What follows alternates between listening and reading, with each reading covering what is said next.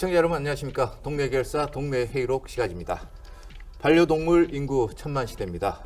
하지만 반려동물의 소음이나 이웃과 같은 이유로 이웃 간의 갈등의 불씨가 되고 있습니다.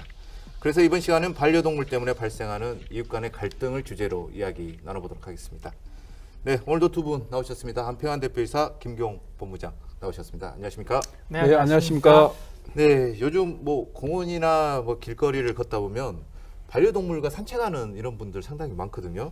뭐 유모차를 탄 강아지도 있고 또 주인이 뭐 고양이를 안고 이렇게 다니시는 그런 모습들 자주 볼 수 있는데, 안평안 대표이사께서는 혹시 뭐 반려동물을 키워봤거나 키우고 계시나요? 반려동물을 키워본 경험이 전혀 없는데요. 네. 근데 최근에 보니까 제가 좀 산책을 네. 최근에 나가다 보니까 정말로 유모차에 그렇죠. 네. 예, 강아지를 네. 태우고 다니는 사람 할머니들도 꽤 많으시고, 이렇게 많은 분들이 반려동물을 함께 하고 있구나, 반려동물과 함께 하구나, 이런 것을 보고 저도 깜짝 놀라고 있습니다. 최근에 와서. 네. 김경 본부장께서는 안 키우실 것 같은데 어떻습니까? 네, 안 키웁니다. 키워보신 적도 없으시죠? 네, 키워본 적은 없는데요. 네. 애들이 키우자고 굉장히 했는데 반대하셨습니까? 예, 반대했습니다. 어떤 이유 때문에 반대하셨습니까? 제가 책임을 질 준비가 안 돼 있다는 이유로 반대를 했었는데요. 아이들이 키운다는 거 아닙니까? 본부장께서 왜 책임을 지셔야 되죠? 애들에 대한 신뢰가 별로 없기 때문에 네. 그러니까 결국에는 그게 전부 다 이제 네. 그 부모의 책임으로 되는 경향이 있다는 것에 대해서 네.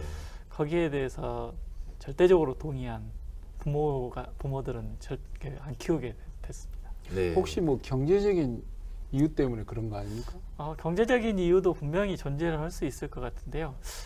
지금의 상황에서 다시 키우라고 해도 저는 안 키울 것 같습니다. 네. 왜냐하면 제가 알레르기 체질이 있기 때문에 네네. 그 동물 털에 대해서 좀 거부 반응이 좀 강하고요. 네. 제가 이번 주제를 준비하면서도 생각을 한 게, 인격적으로도 제가 그렇게 훌륭한 그 반려동물을 키울 만큼 훌륭한 인격을 갖고 있다고 생각하지 않기 때문에. 너무 겸손하신 거 아닙니까? 네. 실제 반려동물 키운 분들 말씀을 들어봤더니 우리 애들 그렇죠. 키운 만큼 정성에, 정성과 네. 사랑을 쏟아야 되고 경제적 비용도 든다고 그렇게 그렇습니다. 말씀을 네. 하시대요. 예, 이제 말씀하신 것처럼 이제 비용에 대한 문제뿐만 아니라 거기에 대해서 어떤 생각을 가지고 키울 것인가가 네. 매우 중요한데, 그러니까 오늘 우리가 이제 충분히 나눠야 될 이야기 중에서도 보면 우리가 크게 보면 동물에 대한 권리를 어떻게 보장해 줄 것인가에 네. 대한 문제하고, 그러면 키우는 사람은 어떤 의무를 져야 될 것인가에 대한 이야기를 해야 될 것 네. 같습니다. 김경 본부장께서는 책임보다는 나중에 요 키우는 일이 오로지 내 몫이다 이런 생각 때문에 안 키우시는 건 아닌가요? 예, 정확하게 네, 보셨습니다. 그렇습니까? 네. 게으르기 때문에 제가 거기까지 그걸 할 것 같지는 않습니다. 네. 그런데 어느 순간 뭐 강아지나 고양이 이런 동물들이 우리가 반려동물이라고 부르기 시작했지 않습니까? 네, 그렇죠. 그렇다 보니까 동물에 대한 이런 의미가 과거와는 좀 많이 달라진 것 같습니다. 그러니까 이제 반려동물 하면은 사람과 더불어서 같이 네. 사는 동물을 말하잖아요. 제 경험으로 봤을 때 7, 80년대 우리나라 상황을 보면 뭐랄까 개나 이런 것을 식용이나 약용으로 그렇죠. 쓰는 경우가 좀 강했잖아요. 네. 네. 그러면서 1988년 88 올림픽 때 네. 한국이라는 나라는 개를 먹는 미개한 나라다라는 네네. 오명을 시키기 위해서 정부 차원에서 집중적으로 단속하는 그런 시기도 있었잖아요. 네. 근데 최근에 와서는 반려동물이라는 것을 이야기할 정도로 반려동물에 대한 관심과 사랑, 또 반려동물과 함께 살아가는 인구가 늘어나고 있는데, 그 이유는 보니까 저출산 고령화 시대가 되고 또 네. 1인 가구가 늘어나다 보니까 이게 이제 급격히 이 소위 배우자나 자녀에 대한 생각을 네. 그 반려동물을 통해서 동반자적 성격, 동반자적 의미로 같이 동일시하는 생각들이 많아지는 것 같아요. 그러다 보니까 반려동물 인구가 상당히 많아지는 그런 시대를 맞이하고 있다고. 집에서 동물을 기르는 집이 4가구당 1가구면 진짜 꽤 많은 사람들이 그렇죠. 반려동물을 키우고 있는데, 이렇게 반려동물을 키우는 인구가 많다 보니까 이 반려동물 때문에 생기는 갈등도 많아지는 것 같거든요. 어떤 것들이 있습니까? 아무튼 반려동물을 기르는 인구가 많다 보니까 덩달아서 네. 아무튼 그 갈등과 다툼이 그렇죠. 늘어나고 네. 있는 것은 현실인 것 같습니다. 동물 전문 매체가 그 설문조사를 했는데요. 네네. 반려동물을 인해서 갈등이 빚어지는 경험을 한 적이 있느냐 그랬더니 약 60% 정도가 그런 네. 경험이 있다고요.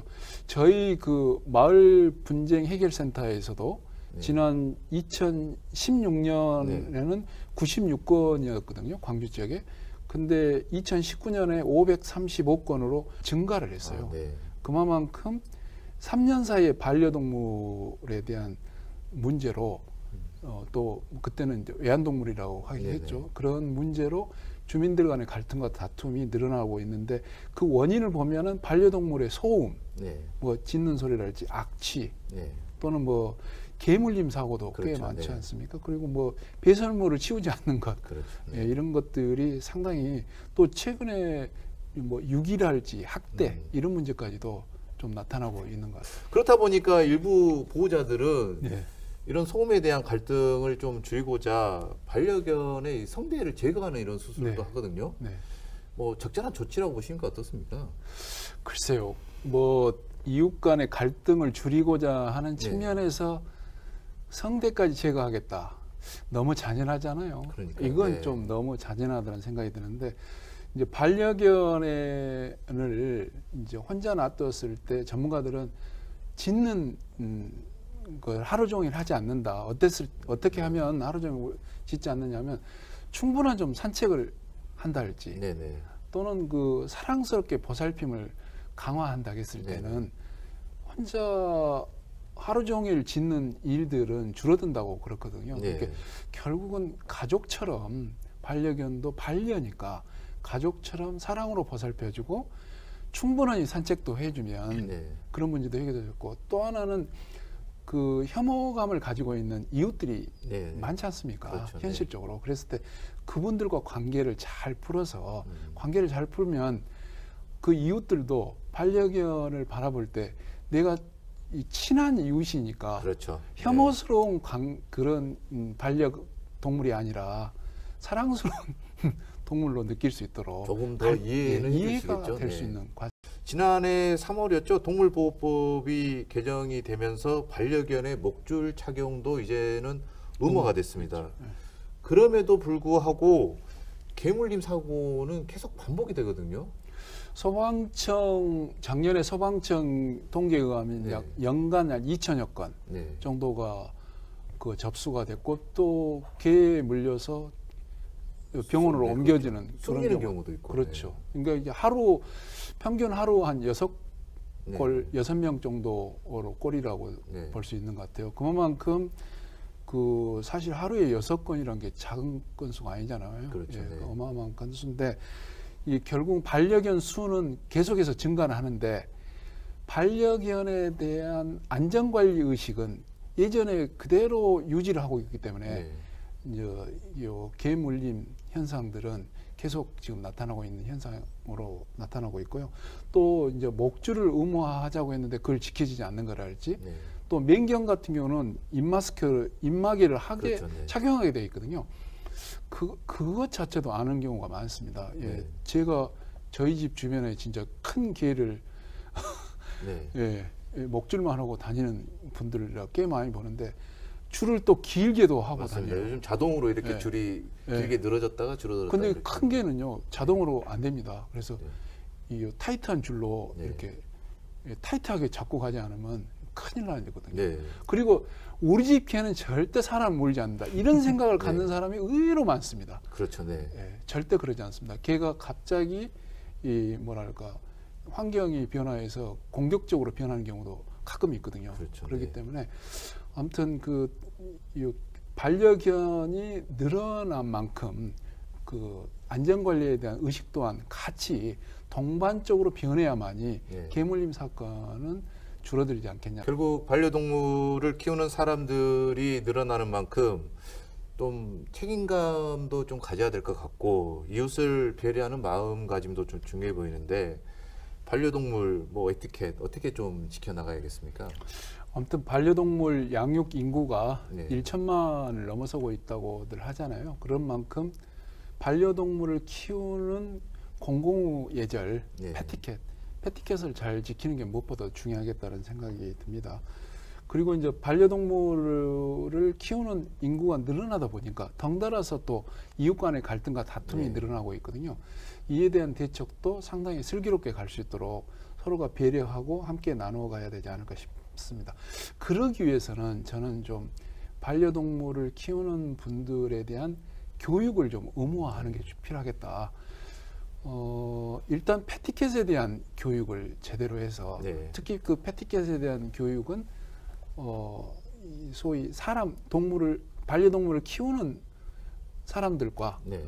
강아지가 함께 네. 교육을 해야만이 효과적이라고 하거든요. 그래서 그렇게 하고 또 반려동물을 키우지 않는 비반려인들은 동물에 대한 이해를 높이는 네. 그런 과정을 통해서 서로 이제 인간과 동물이 좀 공존해 가고 그럼으로써 우리 사회가 좀 더 넉넉해지고 네. 풍요로워지고 더불어 살아가는 그런 반려동물과 함께하는 그런 문화들을 우리 사회가 좀 만들어갔으면 좋겠다는 말씀을 드리고 싶습니다. 네. 네, 반려동물을 아끼는 만큼 주변의 이웃도 좀 신경 써서 아껴야 되지 않나 생각이 듭니다. 성숙한 반려 문화가 조성되어 더 이상 이웃 간의 갈등이 생기지 않기를 바라보겠습니다. 두 분 오늘 말씀 고맙습니다. 네, 감사합니다. 감사합니다.